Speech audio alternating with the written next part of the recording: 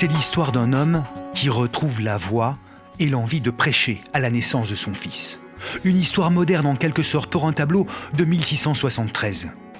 Mais avant de vous montrer en détail cette œuvre dédiée à la naissance de Saint Jean-Baptiste et de vous raconter cette belle histoire, regardons d'abord où il se trouve. Nous voici au-dessus du village de Signes. Ces toitures de tuiles rouges dessinent ce village qui remonte au Moyen-Âge. Le village a été une seigneurie des vicomtes de Marseille. Au pied du massif de la Sainte-Baume, Signes est aussi le réceptacle de la chapelle de Saint Jean-Baptiste. Des reliques de ce saint ont été rapportées des croisades. Entrons voir l'œuvre qui occupe le cœur. Derrière ces candélabres, un retable représentant la naissance de Saint Jean-Baptiste. Dans la religion catholique, Jean-Baptiste est le précurseur du Christ. À la lisière entre l'Ancien et le Nouveau Testament, sa naissance était déjà perçue comme miraculeuse, puisque son père Zacharie et sa mère Élisabeth, une parente de la Vierge, étaient tous deux stériles et plus vraiment en âge de procréer. Le petit bébé joufflu et souriant n'a pu être conçu que grâce à un miracle qui a eu de grandes conséquences.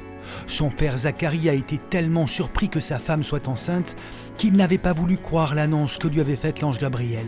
Pour son incrédulité, l'ange le rendit muet, mais l'histoire finit bien et c'est ce que décrit ce tableau. 8 jours après la naissance de son fils Jean, au moment de son baptême, Zacharie retrouve la voix, le sens du prêche. Le bras en l'air, la bouche entr'ouverte, le peintre le figure déclamant à l'adresse de son fils ce cantique prophétique qui l'a rendu célèbre. « Tu marcheras par devant, sous le regard du Seigneur, pour préparer ses routes. »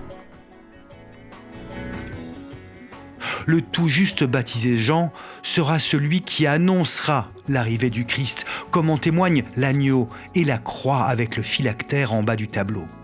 Il sera l'auteur de ces mots célèbres « Ecce agnus Dei qui tolit peccatum mundi ». En français, ça nous donne « Voici l'agneau de Dieu qui ôte les péchés du monde ». Ce Saint Jean-là sera baptiste car c'est lui qui baptisera le Christ.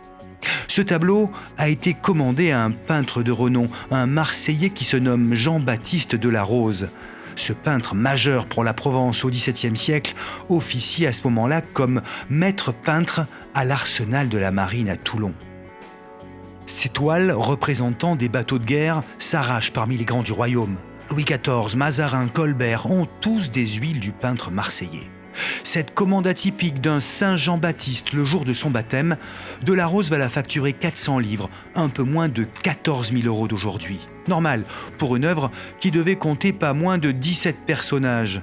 C'était aussi ça à l'époque qui faisait la valeur d'une œuvre. Au sommet du tableau, l'image du martyr de Saint Jean-Baptiste, décapité un peu avant le Christ. Cette décollation de Saint Jean a donné lieu à une importante iconographie. À Signes, l'intérêt pour Saint Jean-Baptiste ne s'est jamais démenti. Encore aujourd'hui et depuis plus de 900 ans, on y célèbre le fameux saint tous les 24 juin.